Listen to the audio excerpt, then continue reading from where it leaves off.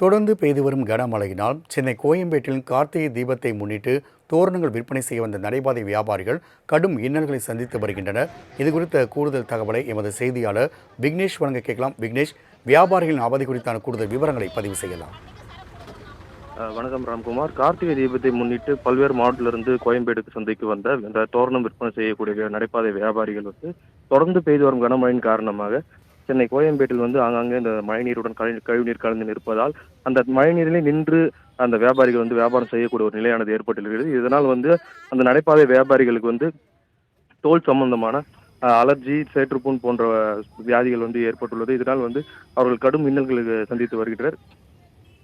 மேலும் அவர்கள் இடம் ஒதுக்கப்பட்டிருக்கும் இடத்தில் போதுமான நிழல் கூரைகள் இல்லாததால் சாலையின் மறுபுறங்களில் அதாவது இருக்கக்கூடிய அந்த மேம்பாலத்தின் கீழ் அவர்களுக்கு இடம் ஒதுக்கி தர வேண்டும் என்கின்ற ஒரு கோரிக்கையை முன்வைத்துள்ளனர். அதே போல் தொடர்ந்து பெய்து வரும் கனமழையால் இந்த சாலையில் தண்ணீரானது தொடர்ந்து நின்று வருகிறது. எனவே இந்த மழைநீர் வடிகால்களை சீரமைத்து சாலைகளை சீரமைத்து தர வேண்டும் என்ற கோரிக்கையும் அவர்கள் தரப்பில் தெரிவித்துள்ளனர். ராம்குமார். விக்னேஷ், தகவலுக்கு நன்றி. 70,000 முதல் போட்டு கடன் வாங்கி எடுத்து முதல் போட்டுக்கிறோம். 4 நாளாக மழை, 4 நாளாக மழையிலேயே நஞ்சுன்னு இருக்கிறோம்.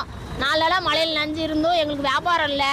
போட்ட முதல்ல எடுக்க முடியல. காலு கையெல்லாம் புண்ணாயிடுச்சு மழையில் நஞ்சு. நாங்கள் என்ன பண்ணுறோம் சார்? இதுக்கு என்ன ஒரு முதலீடுனா வருஷம் நாங்கள் முதலீடு போட்டு எல்லாம் சரக்கு கொடுக்குறோம். கோயம்பேட்டில் எல்லாம் வாங்கிட்டு போகிறாங்க. எங்களுக்கு என்னமே இல்லாத இப்போ நஷ்டத்தில் இருக்குது. நாங்கள் இதுக்கு என்ன பண்ணுறது? எங்களுக்கு கவர்மெண்ட் இதுக்கு என்ன ஒன்று எங்களுக்கு பண்ணணும்ல.